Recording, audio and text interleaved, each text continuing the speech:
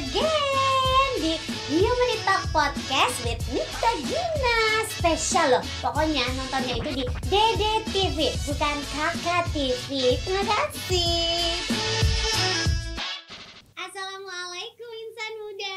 Ketemu lagi bersama saya Nikta Gina di Human Talk Podcast. Seperti biasa, Gina gak sendirian dong. Pasti ada yang menemani. Dan narasumber istimewa saya nanti aja saya perkenalkannya ya. Saya mau ngajak dulu nih buat insan muda semuanya, karena ini adalah bulan wakaf, dimana Dompet Duafa itu kan lagi aktif-aktifnya nih menggencarkan tentang wakaf yang biasanya disebut dengan wakafers atau wakaf universe. Jadi biar lebih banyak lagi saudara-saudara kita yang bisa menerima manfaat dari wakaf gitu. Nah makanya insan muda yuk kolaborasi kebaikan di program wakafnya Dompet Duafa. Caranya mudah sekali, tinggal lihat aja nomor rekening yang ada di bawah sini, atau boleh scan QR code yang ada di layar, atau boleh lewat kanal digital.dompetduafa.org/wakaf. Oke, aku ulangin ya, digital.dompetduafa.org/wakaf. Oke, nah ini pas sekali ngobrol-ngobrol seputar wakaf. Jadi kita kehadiran seorang narasumber, seorang tamu, Bapak Muhammad Muslim. Assalamualaikum Bapak. Waalaikumsalam. Bapak Muhammad Muslim ini ya insan muda ya, beliau adalah salah satu donatur wakaf di Dompet Duafa. Masya Allah, luar biasa. Apa kabar Bapak? Alhamdulillah sehat. Sehat ya. Bapak sekarang aktivitasnya sibuk apa? Alhamdulillah sekarang sampai saat ini menjalankan beberapa usaha yang sedang saya bangun.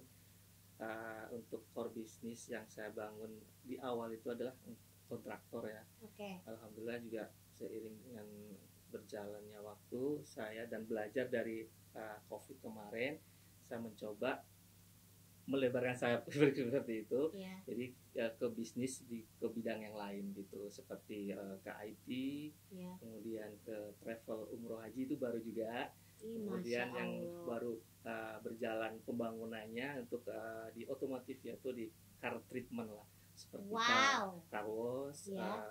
coating dan detailing seperti itu. Oh, wow, luar biasa.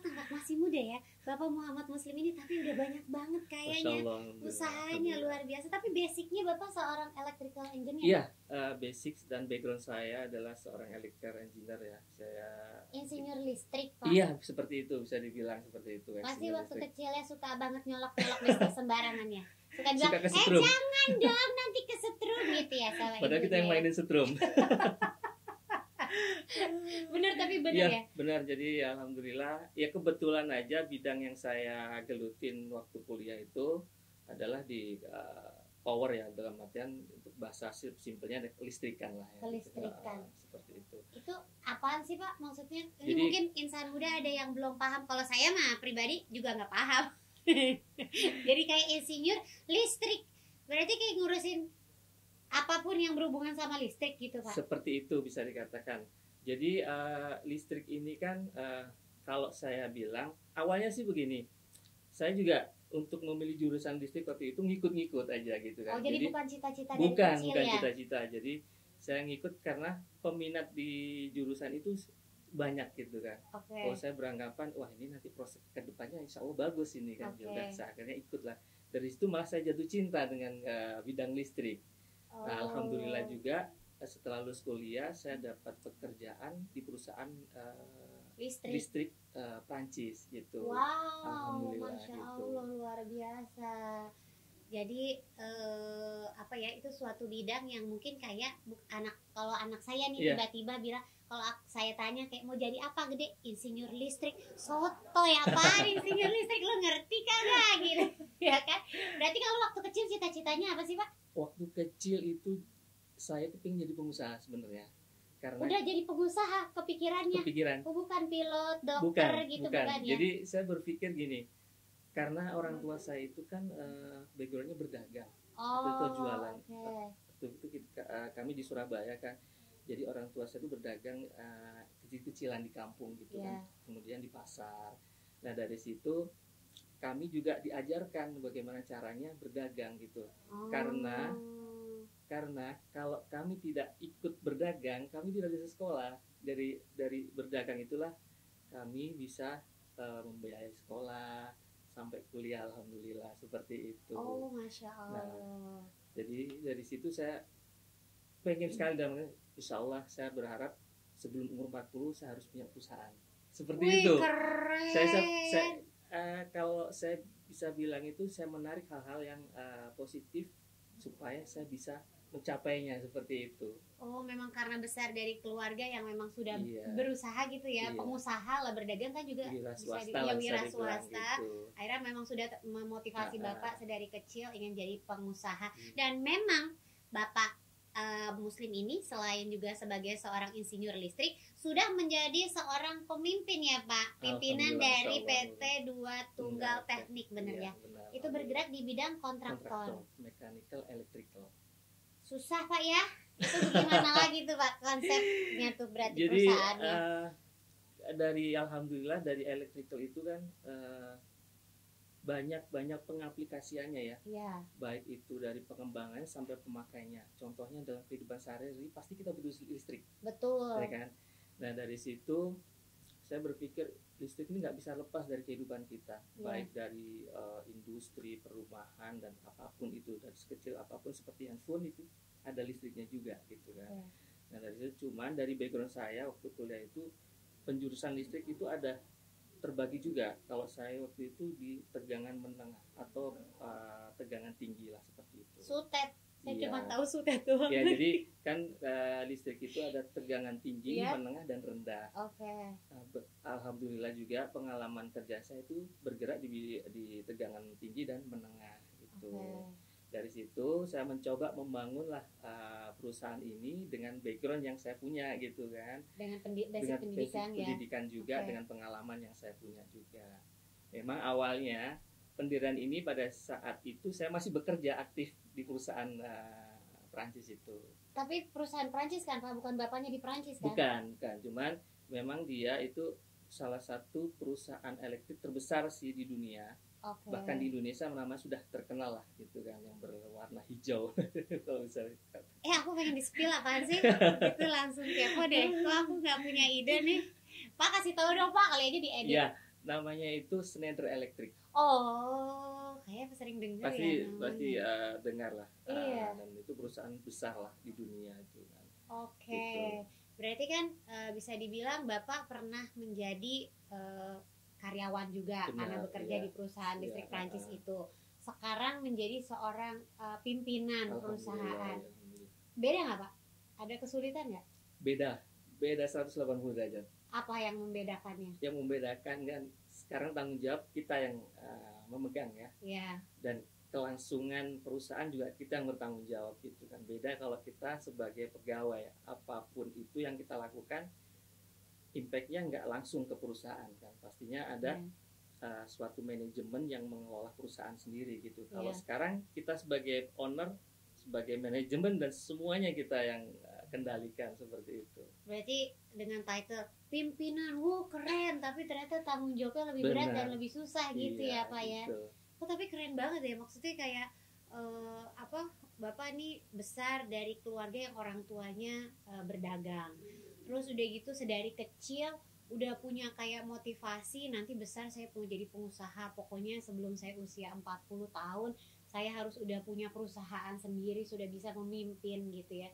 Itu Bapak punya semacam kayak tokoh inspiratif kah atau prinsip kah di hidup sampai bisa punya pemikiran kayak gitu Pak? Kalau tokoh inspiratif sih sebenarnya orang tua sendiri ya, karena beliau itu sangat gigih, karena kami bersaudara dan saya anak terakhir. Dengan bersaudara berapa Pak? 4, saya anak terakhir gitu kan. Okay. Nah dari situ semua kakak saya itu harus waktu itu kan yang kita hasilkan atau produk yang kita jual itu kan kue, jajanan pasar seperti itu. Jadi waktu itu kakak saya mulai bantu, kakak saya lulus kuliah kerja, giliran kakak saya lagi sampai akhirnya saya gitu kan. Terus akhirnya saya selesai kuliah, saya coba merantau ke Jakarta. Alhamdulillah dapat atau diterima di perusahaan Prancis itu.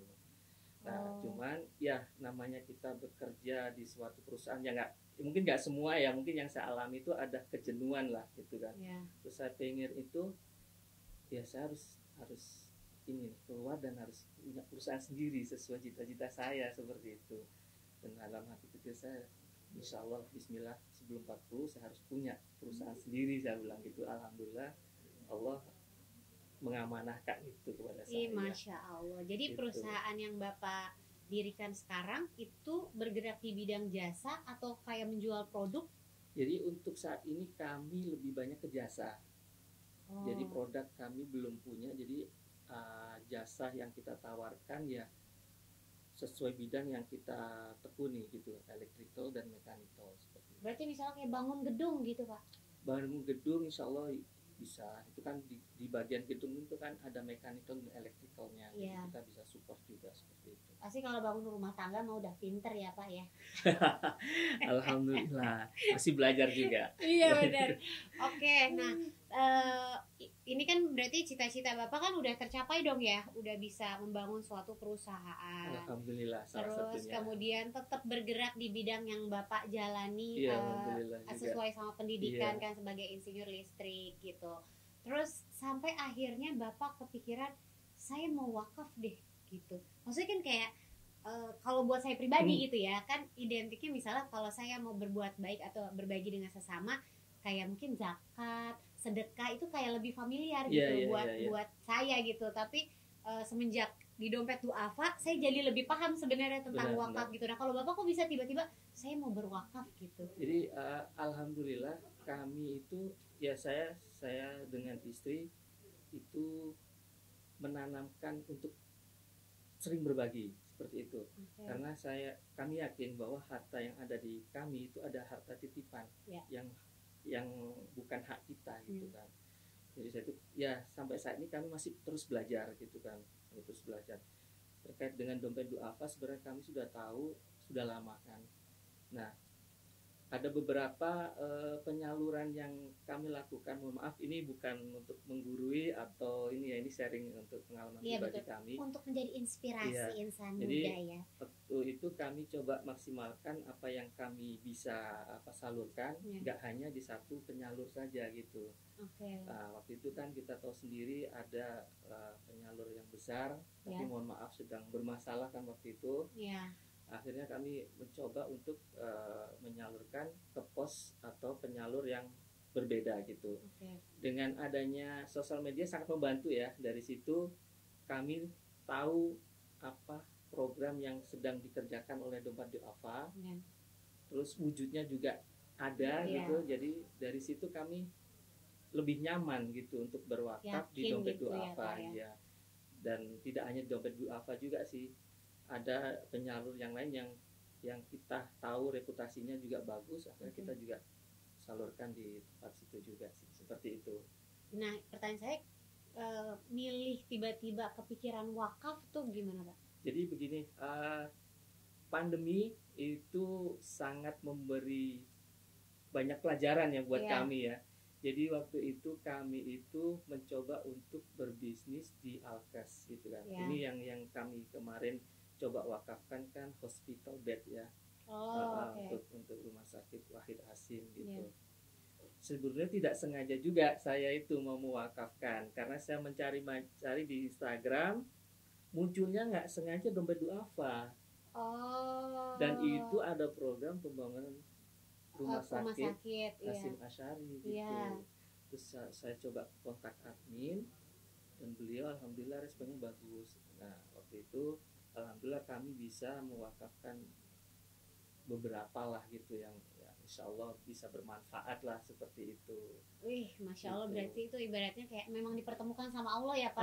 Di Insya Allah antara seperti itu. scroll-scroll Iya, Masya Allah Instagramnya itu, ya. keluarlah Dompet Iya, Duafa seperti ini. itu. Berarti kalau untuk sekarang kan kemarin kan awalnya dari pandemi, Iya. wakaf berkaitan dengan kesehatan gitu ya untuk pembangunan rumah sakit juga.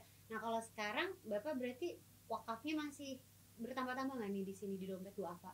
Ada wakaf apa aja? Ya mohon maaf, ini bukan ini ya. Alhamdulillah sih kami sama istri harus masih belajar dan mencoba untuk istiqomah untuk Iya. hal tersebut karena dengan bersedekah atau berwakaf insya Allah nggak akan berkurang harta kita kan seperti Amin, itu. iya betul.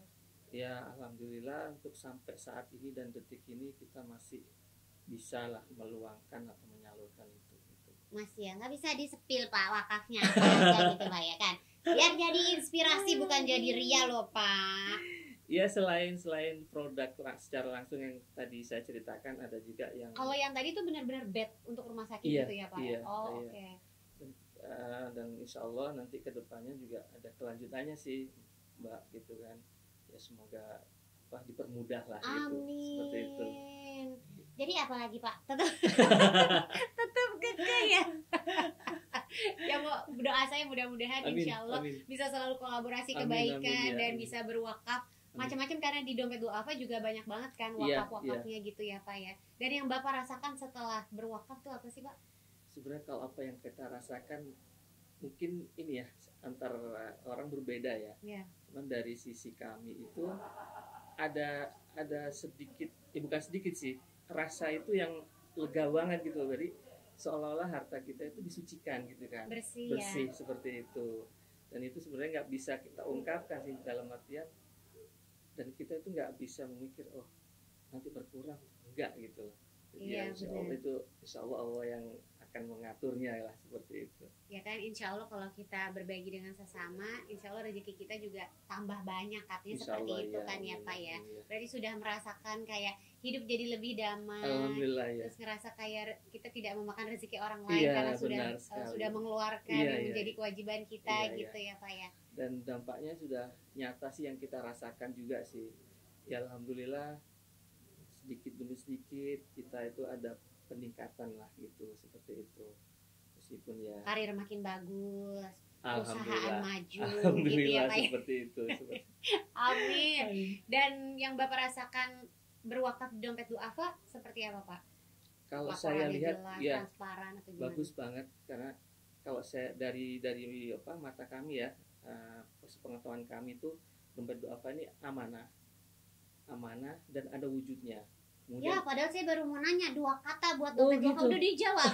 Amanah ada wujudnya ya. Oke baik Pak, silakan Oke, ya. Pak dilanjutkan. Jadi program-program yang dijalankan itu alhamdulillah sudah terwujud gitu loh, yang kami ikut berpartisipasi gitu Ya. kan. Alhamdulillah kita tahu wujudnya juga, Ya, terus manfaatnya juga gitu kan bagi orang lain kan. ya. Dan di samping itu juga kalau saya lihat juga istiqomah gitu kan, itu kan memang agak berat ya Iya. bagi sebuah lembaga penyalur dana gitu kan. Iya. Karena berkaitan dengan finansial apalagi Betul. kan, itu sangat riskan gitu. Iya. Seperti itu sih Mbak. Tapi so far yang Bapak dapatkan adalah dompet duafa sejauh ini masih amanah, Alhamdulillah, semoga lah ya. transparan, pelaporannya juga selalu Iya, detail ya, iya, ke mungkin ke yang memberi wakaf. Benar, gitu. iya, Atau iya. Bapak pernah melihat langsung kayak penyaluran wakaf Bapak sudah? Ya alhamdulillah, kemarin kami diundang ke peresmian rumah sakit SM Asyari ya di Jombang kemarin Oh kan. iya iya iya. Dari situ kami diperlihatkan apa-apa yang sudah donatur, bukan dari saya sendiri, Ya. banyak donatur juga yang yang bisa berkontribusi dalam pembangunan rumah sakit itu gitu. Nih, Masya Masya Allah, luar ya, biasa. Masih muda, wakafnya juga jalan terus, selalu Alhamdulillah, berbagi Masya Allah. dengan sesama, ya kan, karir juga bagus. Minta tips Pak buat insan muda ya kan, biar bisa sukses seperti Bapak. Siapa tahu ada yang kepikiran, saya sebelum 40 tahun juga pengen udah settle, punya usaha gitu kayak Bapak, gimana caranya? Sebenarnya bukan tips ya, ini sharing aja pengalaman kami sekeluarga, saya dengan istri gitu kan. Ya. Karena di pandemi itu banyak pelajaran atau hikmah yang kita dapat. Jadi dari situ kami akhirnya seperti ditegur, dalam artian ditegur itu, kalian tuh kurang deket sama saya. Saya ini dalam artian Allah yang maha kaya lah begitu. Dari situ saya berpikir, oh ya, kayaknya kita tuh kurang dekat nih. Kepada siapapun kalau kita dekat, minta apapun insya Allah akan gampang gitu kan. Betul. Dari situ kami berkomitmen sama istri, kita harus memperbaiki sholat satu gitu kan. Karena kenapa? Karena kalau kita sudah bisa memperbaiki sholat, insya Allah hidup kita akan diperbaiki juga dengan sendirinya gitu. Akhirnya dari situ kami pegang komitmen itu gitu. Meskipun juga kita juga terus belajar untuk istiqomah, karena istiqomah itu kan berat ya. Yang gampang itu istirahat. Itu gampang enak sekali. memang, betul. Dari begitu ya. Jadi alhamdulillah sampai saat ini kami harus terus belajar untuk istiqomah, untuk lebih dekat lagi sih seperti itu, untuk memperbaiki ibadah kita, untuk terus bersedekah yang seperti itu. Jadi ibaratnya kalau bahasa gaulnya kayak supaya hidup mudah di dunia, lancar semua urusan, ya PDKT sama Allah dulu ya. Benar sekali. Jadi kalau misalnya perintah-perintah Allah sudah dilaksanakan, Allahnya udah sayang sama kita, senggol-senggol dikit langsung terkabul insya Allah iya, gitu benar ya. Sekali, sukses selalu pokoknya amin. Buat Sama-sama, Bapak Muslim Mbak. dan Sama-sama, keluarga, ya. usahanya lancar Amin, terus, amin. sehat selalu, amin juga. Pokoknya berkah. Amin, Dan panjang kolaborasinya sama Dompet Duafa. Ya. Terima kasih. Sama-sama, mudah-mudahan insan muda juga bisa mendapatkan inspirasi dari obrolan bersama Bapak Muslim ya. Dan sekali lagi saya tidak bosan-bosan untuk mengingatkan insan muda untuk kolaborasi kebaikan di program wakaf Dompet Duafa. Caranya gampang banget, langsung aja lewat nomor rekening yang ada di bawah sini, atau bisa scan QR code yang ada di layar, atau bisa lewat kanal digital dompetduafa.org/wakaf. Oke, kalau begitu Nikta Gina pamit, Bapak Muslim pamit. Sampai ketemu lagi di Humanity Talk Podcast berikutnya. Assalamualaikum warahmatullahi wabarakatuh.